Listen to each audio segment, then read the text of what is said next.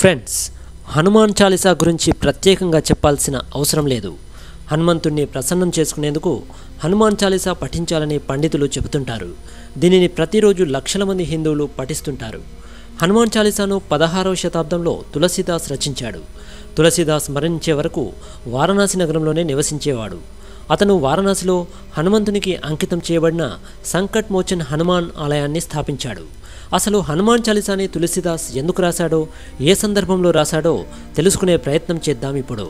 తులసీదాస్ ఒకసారి తీర్థాటన చేస్తూ పండరీపురం చేరి అక్కడ కొంతకాలం నివసిస్తాడు. ఒక రోజున తన నిత్యకృత్యాల్లో భాగంగా చంద్రభాగలో నది స్నానం చేసి విఠలనాథుని ధ్యానిస్తూ నదీ తీరాన కూర్చుని ఉంటాడు. అదే సమయంలో ఒక అంధుడు ఇంట్లో తగాదాపడి నదిలో దూకి ఆత్మహత్య చేసుకుందామని అక్కడికొస్తాడు. ధ్యానంలో ఉన్న తులసీదాసుకు ఆ అంధుడి పాదాలు తగులుతాయి. అతడు పడిపోతాడు.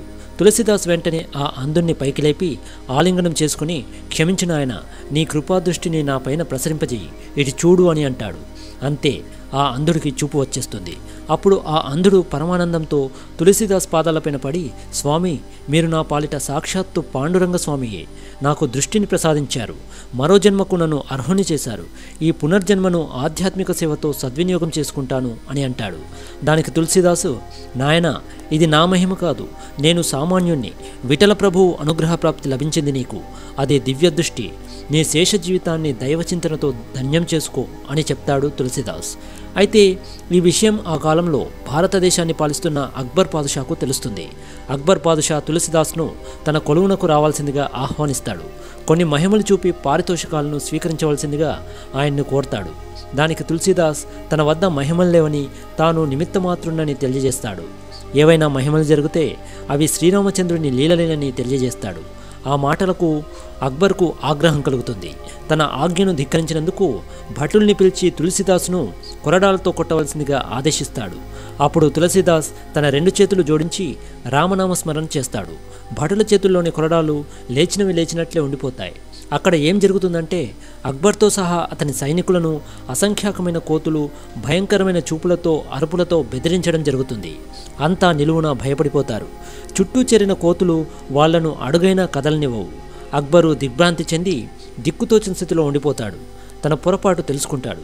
తులసీదాస్ పాదాల మీద పడిపోయి కన్నీరు మున్నీరుగా విలపిస్తాడు. తులసీదాస్కి ఏమీ అర్థం కాదు. కారణం అడిగితే తన దయనీయ స్థితిని వివరిస్తాడు అక్బర్. అయితే తనకి ఏ కోతులు కనిపించకపోవడంతో భక్తి ప్రపత్తులతో హనుమంతుణ్ణి ఇలా ప్రార్థిస్తాడు తులసీదాస్, స్వామి, నా పైన ఎందుకింత నిర్దయ, వీరందరికీ దర్శనమిచ్చి కరుణించావు కదా, నాకెందుకు ఆ సౌభాగ్యం ప్రసాదించవు, నేను చేసిన అపరాధం ఏదైనా ఉంటే క్షమించు అంటూ దుఃఖభాష్పాలు స్రవిస్తుంటే ఎలుగెత్తి హనుమంతుణ్ణి అనేక విధాలా స్తుతిస్తాడు. తులసీదాస్ స్తుతికి ప్రసన్నుడైన ఆంజనేయుడు దర్శనమిస్తాడు. ఆంజనేయుని దర్శనంతో తులసీదాస్ పరమానందభరితుడవుతాడు. అలా తులసీదాస్ హనుమంతునికై చేసిన స్తుతియే హనుమాన్ చాలీసాగా జగత్ప్రసిద్ధి పొందింది.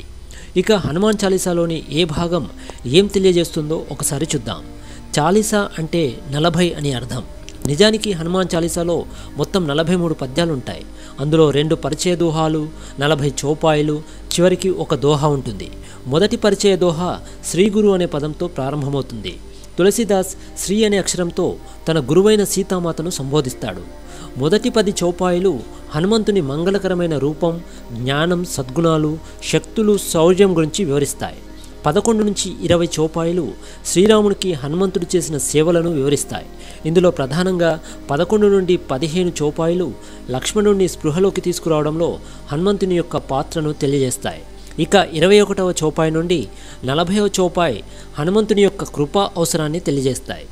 చివరి దోహాలో తులసీదాస్ నిగూఢమైన భక్తితో నమస్కరించి రాముడు, లక్ష్మణుడు, సీతతో పాటుగా హనుమంతుణ్ణి తన హృదయంలో నివసించమని అభ్యర్థించడం జరుగుతుంది. ఫ్రెండ్స్, హనుమాన్ చాలీసా చదవడంలో ఎన్నో ఉపయోగాలు ఉన్నాయి. అవి ఏమిటో ఇప్పుడు చూద్దాం. హనుమాన్ చాలీసా పారాయణం చేయడం వల్ల ఎలాంటి సంక్షోభాలైనా అధిగమించవచ్చని, మన ధైర్యం, బలం పెరుగుతుందని చాలామంది నమ్ముతారు. మన శరీరం ఆరోగ్యంగా ఉండేందుకు హనుమాన్ చాలీసాలో అనేక రహస్యాలు దాగి ఉన్నాయని అంటారు. హనుమాన్ చాలీసా పఠించే వ్యక్తి అన్ని రోగాల నుంచి విముక్తి పొందుతాడు. దీంతోపాటు మానసిక ప్రశాంతత కూడా లభిస్తుంది. అంతేకాదు, మానసిక సమస్య, ఆరోగ్య సమస్యల గురించి ఉపశమనం లభిస్తుంది. అనారోగ్య సమస్యలతో ఇబ్బంది పడేవారు తప్పకుండా హనుమాన్ చాలీసాను పఠించాలి. సో ఫ్రెండ్స్, చూసారు కదా, హనుమాన్ చాలీసా గురించి కొన్ని ఆసక్తికరమైన విషయాలు. ఈ వీడియో కనుక నచ్చితే లైక్ చేయండి, షేర్ చేయండి. మా ఛానల్ని కనుక ఇంకా సబ్స్క్రైబ్ చేసుకోకపోతే ప్లీజ్ సబ్స్క్రైబ్. మరో ఇంట్రెస్టింగ్ వీడియోతో మళ్ళీ కలుద్దాం. అంతవరకు బాయ్.